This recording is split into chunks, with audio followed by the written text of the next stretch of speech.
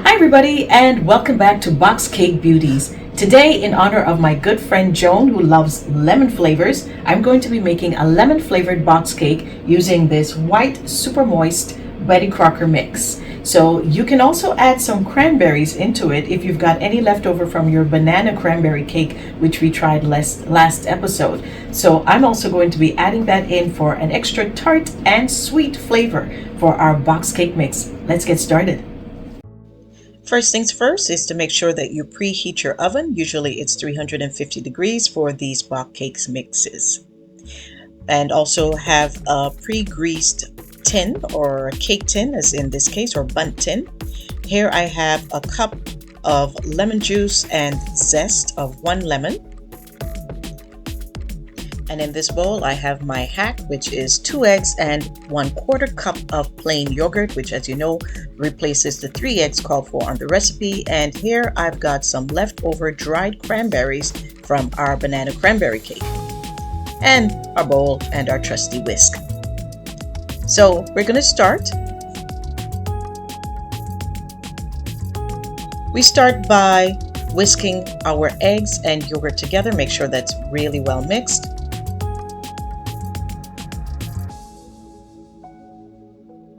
And to that, I will add the juice and zest of 1 lemon. If you're looking for a more tart flavor, you could use lime, maybe up to 2 limes, to get the amount of juice that is needed. The recipe calls for 3/4 cups. I used about a cup just to make sure that I could get that lemon flavor.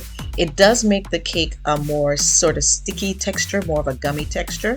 So if you prefer a looser crumb, you would use maybe a little less lemon juice. The lemon juice replaces the milk that is usually, or water that is usually called for on the recipe box.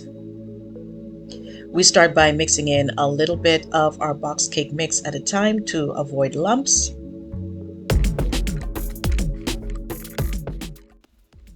Until all of the mix is done and you've added all of the powder mix to your eggs and lemons and so forth. What I've done here is I've saved back a little bit of the box cake mix, and I'm tossing the cranberries in it so that they will evenly distribute through the batter. I find sometimes if you're adding things like fruits or nuts or other ingredients like that, sometimes they tend to sink to the bottom of your cake. If you toss them in a little bit of flour, or in this case the box cake mix, I find that it sort of stays more evenly spaced throughout your batter. You've got it all done. Get it into your pre-greased tin or pan. Once you've got it all smoothed out at the top, you can just give it a little bit of a drop or a bump, which means, just lift it like about 2 inches and let it drop, and that sometimes helps to get rid of any air bubbles that might get trapped in the batter. Let's get it into our oven, and I baked this one for about 26 to 28 minutes.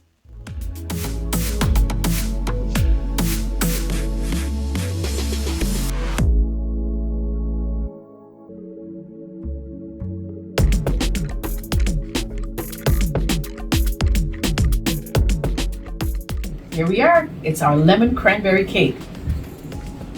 It's got a light but delightful lemony flavor, a lemony scent. And let's see how it tastes. You definitely taste the lemon. If you want a slightly sharper taste, I would suggest maybe lime juice. But right now it's just a very light lemon flavor. And the zest really helps to bring that out as well. And the cranberries add a bit of tartness on top of that. So you've definitely got a more acidic flavors, more tropical flavors happening here. And goes well with your tea. So please let me know if you tried out and how it comes out for you. I think because we added a little bit of extra moisture, the crumb is a bit tighter, but it's still very much cake texture.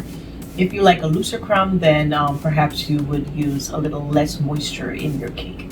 So let me know how it goes. Thank you so much for joining Box Cake Beauties today. If you've been having a bit of a rough week, I'd like to leave you with a verse of encouragement, and I hope it speaks to your situation and that it really brings a sense of peace and joy to your heart.